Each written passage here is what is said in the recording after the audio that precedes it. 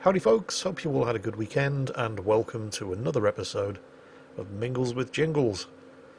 A couple of minor kerfuffles last week in the video upload schedule. Mostly down to Microsoft Flight Sim 2020 with the big update. And I have to admit, I was kind of surprised in a couple of ways about the Flight Sim videos last week. First, when I did eventually get everything downloaded, installed and updated and running, I was very surprised that the Flight Sim 2020 Reloaded video has actually achieved nearly 40,000 views, because let's face it, people don't really come here for Microsoft Flight Sim. That's not really what this channel is known for.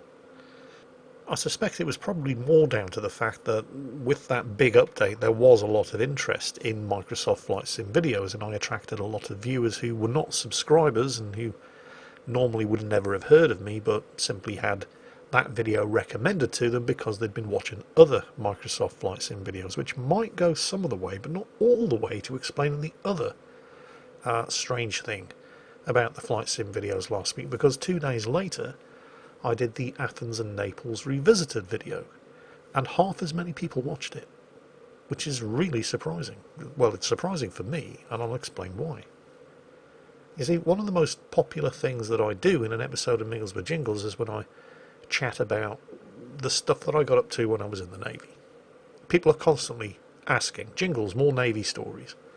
And that's all that I did in the Athens and Naples Revisited video. But barely 21,000 people have watched it, which is really strange. I mean, I was never expecting it to get 100,000 views, but I thought, given the subject matter, more than 21,000 people would have watched it. Well, I suppose it could have been down to the fact that people don't really subscribe to this channel for Microsoft Flight Sim videos. And the fact that it was a Microsoft Flight Sim videos could mean that a lot of people just didn't look further than the title and never gave it a chance.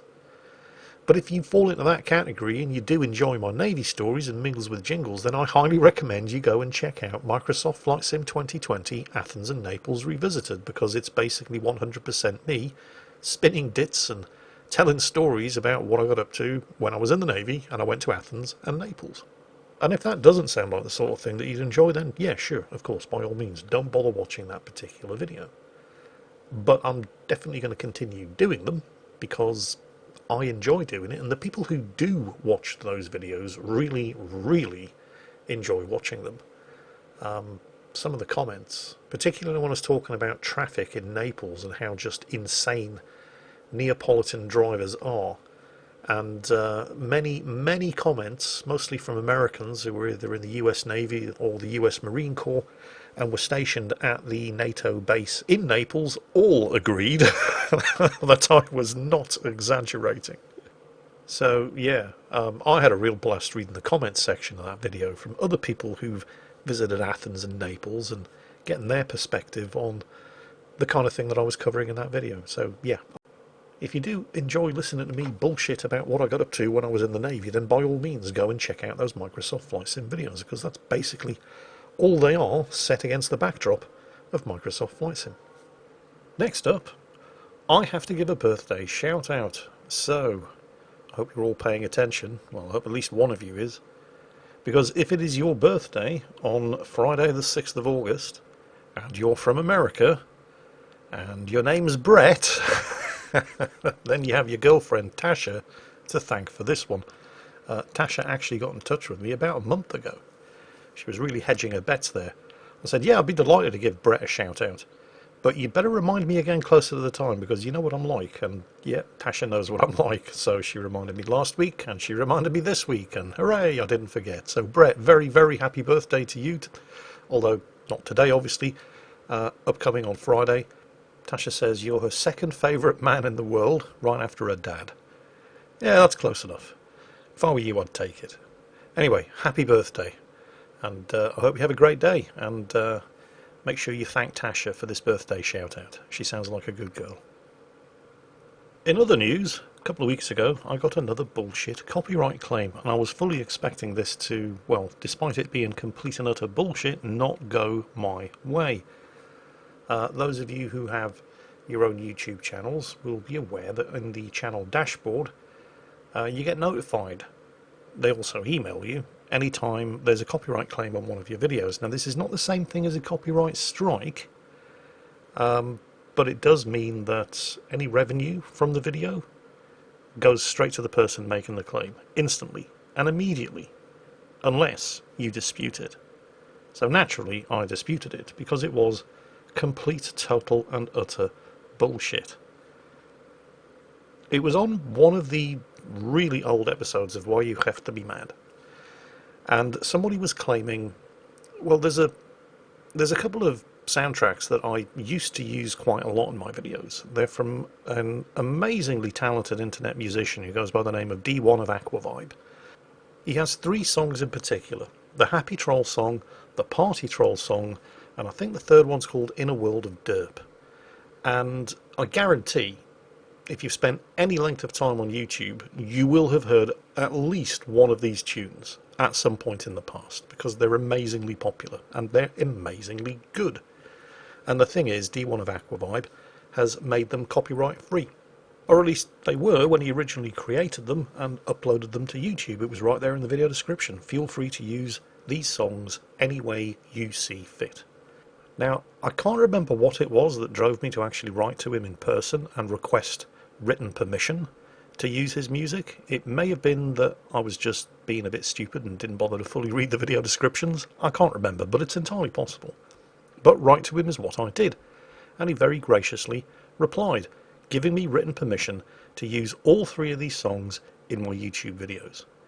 And it's just as well that I did write to him, because, well, the years went by, and he is an extremely talented musician, and so he started doing well enough that he was able to get representation from a company whose name I cannot remember, but that company started looking after his interests, his rights, and his copyright in particular. And they started sending copyright claims out against anybody who was using any of these 3 pieces of music. But it's okay, because I have written permission from the actual copyright holder to use them. Despite the fact that I do have written permission from the actual copyright holder to use them, I'm not going to be playing any of them for you in this video, for reasons which will become apparent. But the important thing to remember here is, I do own the rights to use this music. Well, anyway, a couple of years back, the company that's representing D1 of Aquavibe started sending out copyright strikes against people who were using the music, and of course, I was one of them. But I was able to successfully dispute the claims because I own the rights to use the music, and I simply submitted a dispute stating that I had written permission from the writer of the music to use them on YouTube. And to their credit, the claim was dropped. And I've never had a claim since from that company for any of the other videos where any of this music has been used. I suspect they've placed me on a whitelist, which is fairly standard procedure. For those of you who don't know what happens when somebody does make a copyright claim on a YouTube video for any of the audio-visual content, any earnings from that video, assuming that it has been monetized, stop, and are immediately, from that point on, paid to the person making the copyright claim. If that video was not monetized in the first place, it immediately becomes monetized, and any revenue goes to the person who made the copyright claim. At that point, you can submit a dispute in writing via your YouTube channel's dashboard, explaining why it is that you don't think this is a valid copyright claim. At that point, any revenue earned from the video goes into escrow. I hope that's how you pronounce it. Basically, YouTube holds on to it until the dispute has been resolved, at which point it pays out the earnings to whoever won the dispute. Here's where things start getting a bit one-sided though. Once you file that dispute, the claimant has 30 days to basically make their own mind up whether or not they believe you have a valid counterclaim. So, because of the way the system is set up, one of 3 things is going to happen. The claimant is going to read your dispute, agree that you do actually have the right to use whatever has been claimed, and release their claim, in which case everything goes back to you. Or they're going to read the dispute, disagree that you have the right to use whatever the copyright material was, in which case you lose the dispute based on their word and their word alone, and they retain the copyright. Or they can just not bother to read your dispute at all, and after 30 days they retain the copyright, because the system is weighed in the favour of the person making the copyright claim. They don't actually have to provide any proof that they own anything. Now, if you're sitting there thinking, this system sounds like utter bullshit, you're absolutely right, it is. But it's not YouTube's fault. YouTube are actually doing the best job that they can to protect content creators like me in the face of archaic copyright laws that were written in the 1960s and had no way of anticipating that a platform like YouTube that allows people to share media globally on an unprecedented scale would ever happen. The sad fact of the matter is that the law just hasn't caught up with the world in which we all live, and of course the media corporations have absolutely no interest whatsoever in having the law rewritten to catch up with the world in which we live, because as the laws currently stand, they get to own everything that they say they do just by saying they do. Unless you're prepared to take them to court, and I don't know about you, but I can't afford to sue Sony. Or whichever multimedia conglomerate decides that they like the look of whatever video I happen to upload on any particular day that just so happens to contain music that I do actually own the rights to. It doesn't matter whether I'm right. It doesn't matter that I do own the rights to use the music that I'm using. I wouldn't stand a chance because I just can't afford to sue them. And all they have to do is ignore my dispute for 30 days and then it becomes theirs anyway, even though it isn't. Thankfully, D1 of Aquavibe's representation were not a bunch of scumbags, and when I disputed the claim within about 2 weeks, I think, well before the 30-day deadline, they released the claim and everything was good. And then a couple of years went by, and a few weeks ago, one of my videos got a copyright claim for using one of D1 of Aquavibe's songs that I do hold the rights to, songs that I have successfully disputed claims against before. So when I went to investigate the details in this claim, I was quite surprised to see that the claim had not been lodged by D1 of Aquavibe's representational company, the company that do actually manage the rights to his music. The claim had been lodged by somebody I'd never heard of. It certainly wasn't a big record company. Well, naturally, I disputed it, because I do own the rights to use this music. Never forget that, even though it's actually almost completely unimportant. And after I'd submitted the disputes, I investigated further.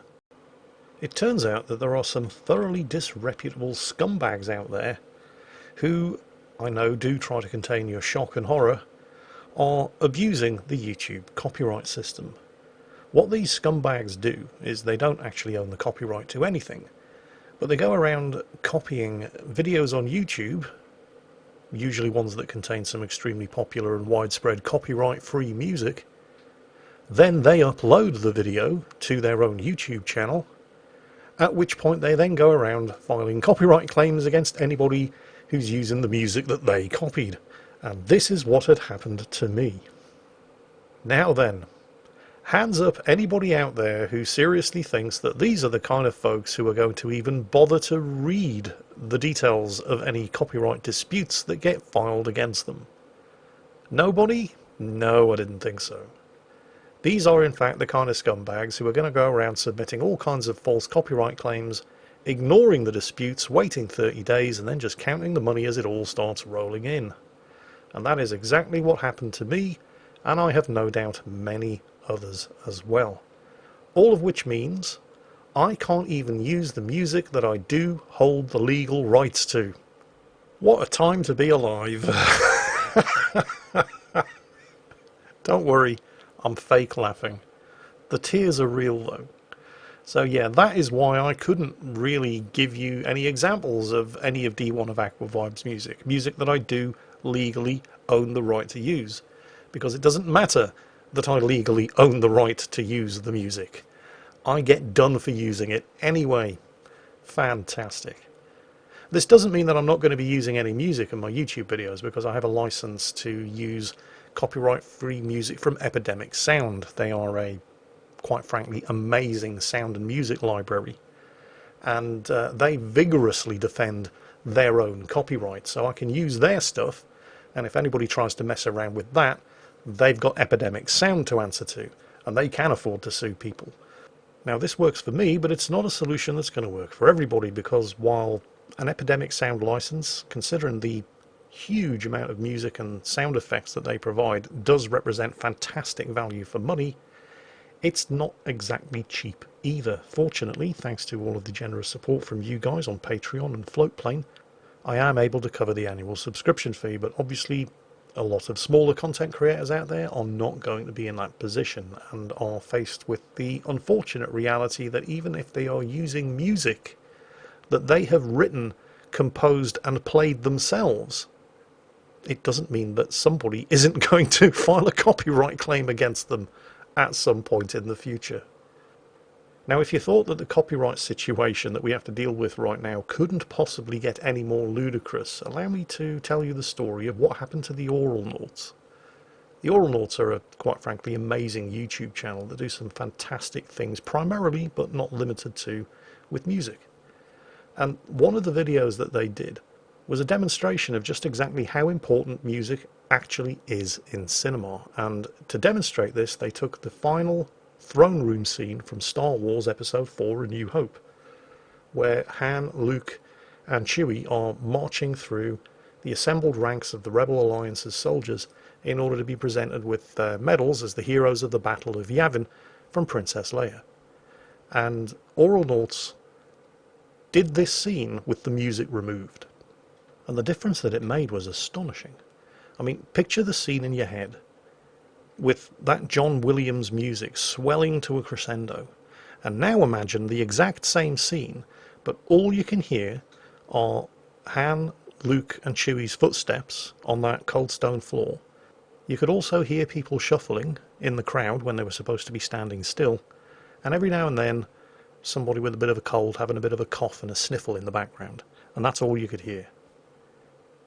Hands up anybody who would be surprised to hear that that video got copyright claimed. I think it was by Sony BMG. I'm not sure. Whoever owns the rights to the John Williams score for Star Wars copyright claimed that video for using the John Williams score for Star Wars, even though they did not use music of any kind at all in the video, because that was the point. They used no music at all. They got copyright claimed for using music. What a time to be alive. Well, anyway, I suppose we should probably talk at some point about the state of California versus Blizzard Activision lawsuit.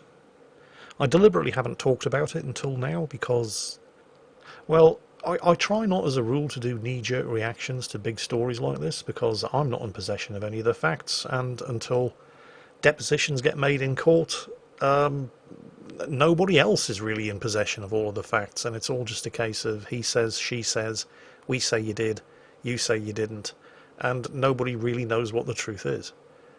However, there have been some developments. For those of you who don't know what's going on, the state of California has filed a lawsuit against Blizzard Activision for, and I'm not entirely sure of the exact wording, but what it amounts to is institutional sexism, frat boy culture, female employees in general and non-white female employees in particular being treated, paid and exploited like second-class workers. Now, Blizzard Activision, even before the merger with Activision, Blizzard was fairly well known for not really paying its employees a fair wage. They were able to get away with this because people loved working for Blizzard. They didn't mind not making the industry standard rates because they got to work at Blizzard. And conditions were apparently very, very good. Not being paid the industry standard rates for whatever jobs they were doing was not actually that huge an issue because the working conditions were fantastic and various other different perks apparently made up for the shortfall in basic wages. But that was only true, according to the state of California, if you were a man. If you were not a man, according to the state of California, conditions at Blizzard Activision are pretty terrible. Female employees routinely being underpaid compared to their male co-workers and having to exist in an atmosphere of what has been described as a frat boy culture. Allegedly. All of these are just allegations right now. Nothing has been proven one way or another in a court of law and isn't likely to be for some time yet. This is something that people often tend to forget when they start losing their minds on Twitter and Reddit. Now naturally, Blizzard were not going to allow the announcement of this lawsuit go without issuing a counter-announcement of their own. And so the president of Blizzard and Weasel-in-Chief J. Allen Brack, yes, that guy, the one who, when asked at BlizzCon by a female fan whether or not they were thinking of introducing any armor models for female characters that didn't look like they just stepped out of a Victoria's Secret catalogue, dismissively replied with, "Well, what kind of catalogue would you like to step them out of, honey?" This is the guy. This is the guy that Blizzard thinks should be the one defending their company from claims of institutional sexism.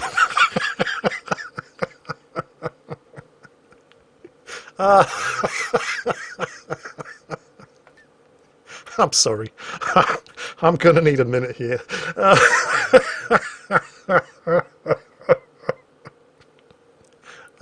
Okay, so anyway, J. Allen Brack comes out with a counter statement basically denying all of the allegations of sexism and stating Blizzard Activision's intent to vigorously defend this lawsuit. So how do you think this statement from Blizzard's president went down with Blizzard's employees? Well, a couple of days later, a few hundred of them walked out in protest.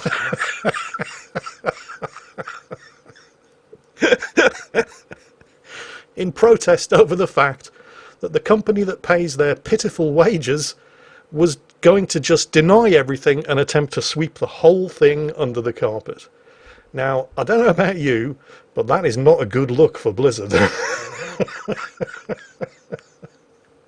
And while I will remind you all that there is no actual evidence yet been presented in court to prove or disprove any of these allegations one way or another, but when your president makes a statement saying this is all bullshit, and hundreds of his own employees walk out in protest, I'm just saying things are not looking very good for Blizzard Activision right now. And on that bombshell, that's it for today. I hope you've all had a great weekend. I hope you're all going to have a great week. And as always, take care, stay safe, and I'll catch you next time.